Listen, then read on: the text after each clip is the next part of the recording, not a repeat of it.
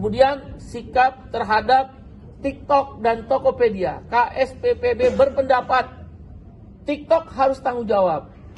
Kalau saya nggak salah ya, kalau saya salah tolong dikoreksi. TikTok sudah mengakuisisi Tokopedia beberapa waktu yang lalu sebelum sekarang ini. Kalau nggak salah dia memberikan valuasi 1,5 miliar US dollar. 1,5 miliar US dollar. Saya aja nggak tahu nolnya berapa tuh 1,5 miliar US dollar. Nah, kita mau lihat hubungan kerja antara Tokopedia yang mendapat valuasi suntikan 1,5 miliar US dollar dari TikTok, perusahaan raksasa dunia ini, kemana uangnya? Apakah karyawan yang di PHK 1.250 orang ini dapat nggak hak-haknya, upahnya, status hubungan kerjanya, pesangonnya, uang penghargaan masa kerjanya? KSPPB berpendapat TikTok harus membayar hak-hak karyawan daripada Tokopedia. Tokopedia sudah diakuisisi oleh TikTok. Saya mendengar informasi, baru mendengar, bahwa Tokopedia justru dibalikan ke Cina. Karena kan dia punya jaringan digitalnya luar biasa. Oleh karena itu, pemerintah harus hadir. Kebetulan, nah sekarang ganti baju lagi saya. Penasehat khusus Presiden bidang ketenagakerjaan dan kesejahteraan buruh, besok saya mau ke TikTok. Saya nggak peduli diundang nggak diundang, saya datang. Besok saya mau datang. Kalau teman-teman media mau meliput, silakan kita datang di PT Beats Dance. Besok jam 10 pagi. Saya mau datang ke kantor manajemennya. Kalau nggak dibukain pintu, ya saya berdiri aja depan pintu TikTok, pusing-pusing amat. Yang penting negara harus hadir. Kenapa TikTok mem-PHK karyawan Tokopedia setelah mengakuisisi dan memindahkan Tokopedia ke Cina? Dia punya marketplace-nya. Bisnis harus bisnis menguntungkan, ya, tapi jangan merugikan anak bangsa dong. Tokopedia kan sudah besar, dia punya jaringan marketplace-nya. Satu-satunya milik anak bangsa kita kan Tokopedia. Dan jangan orang yang udah kerja tahunan dibuang begitu saja. Jangan-jangan ini sedang memakan marketplace yang lain. Bagaimana perlindungan negara? Apalagi sekarang sudah ada, bulan Juni yang lalu sudah diresmikan konvensi ILO, International Labour Organization, atau ILO Convention nomor 193 tentang perlindungan pekerja digital platform. TikTok dan Tokopedia adalah pekerja digital platform. Sehingga kita bisa menggunakan, TikTok kan multinational company.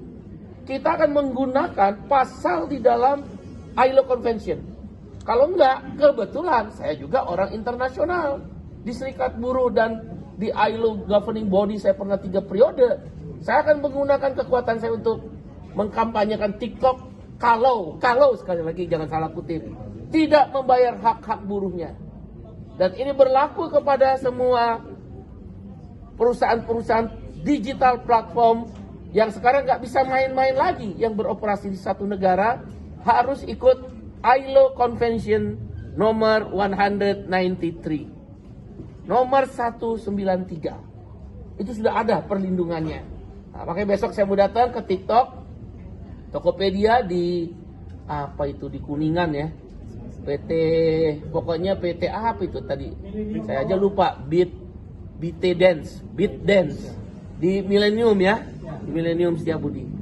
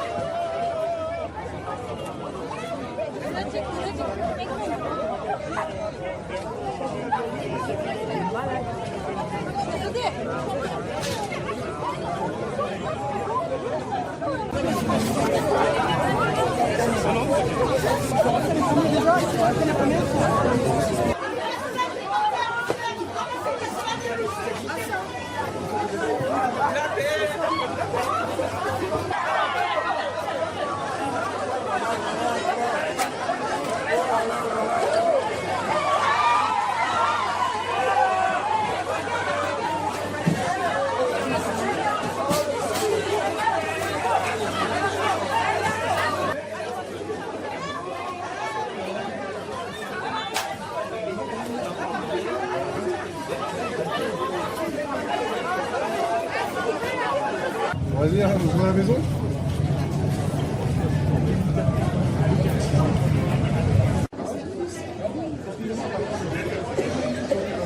Excusez-moi, monsieur.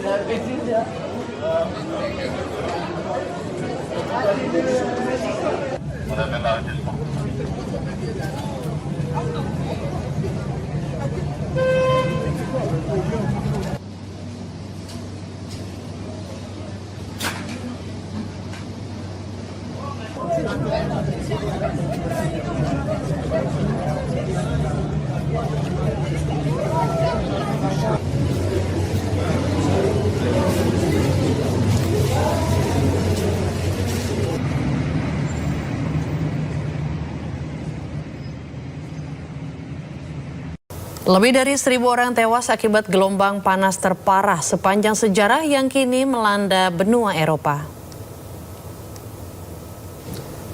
Organisasi Kesehatan Dunia WHO melaporkan sekitar 1.300 orang meninggal dunia akibat gelombang panas tahun ini. Kasus kematian didominasi oleh warga lansia. WHO menjuluki gelombang panas ini sebagai pembunuh senyap dan mendesak seluruh pemerintah di Eropa untuk segera mengaktifkan rencana aksi kesehatan darurat. Ahli meteorologi menyatakan lonjakan suhu hingga 18 derajat Celcius di atas rata-rata musiman ini dipicu oleh fenomena iklim blok Omega. Di tengah terjangan gelombang panas ekstrim ini, kepolisian Jerman mengerahkan armada water cannon guna menyemprotkan air ke arah pejalan kaki agar warga bisa mendinginkan diri. Suhu di Berlin sendiri dilaporkan bisa mencapai hingga 40 derajat Celcius.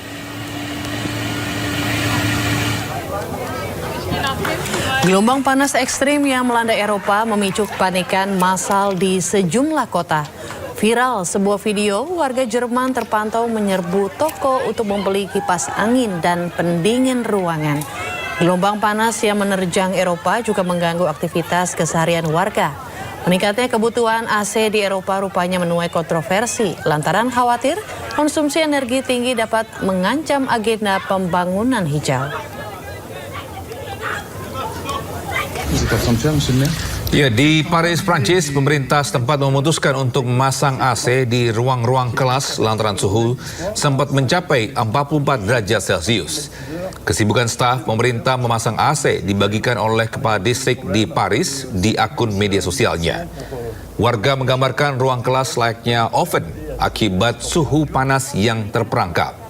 Kondisi ini pun memicu gelombang protes keras dari orang tua murid karena dinilai membahayakan kesehatan anak-anak.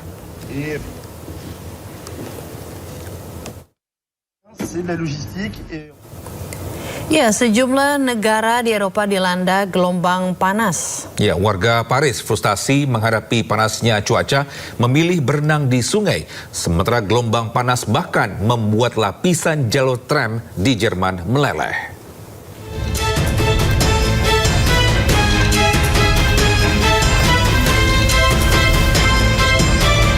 Warga Paris, Prancis memadati Kanal Saint-Martin di tengah melonjaknya suhu hingga 37 derajat Celcius.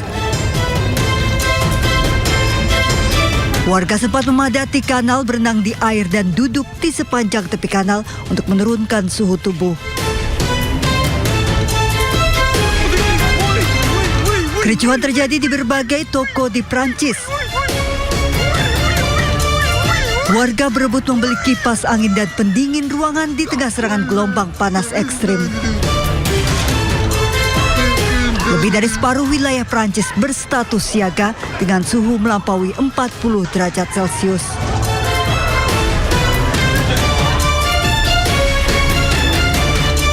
Akibat serangan gelombang panas ekstrim, warga Leipzig, Jerman frustasi.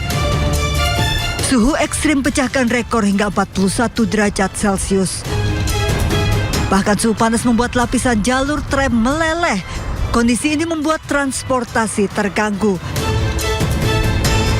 Material ini memanas dan mengalir ke beberapa bagian rel dan jalan raya. Gangguan ini memaksa layanan tram di berbagai kota dihentikan.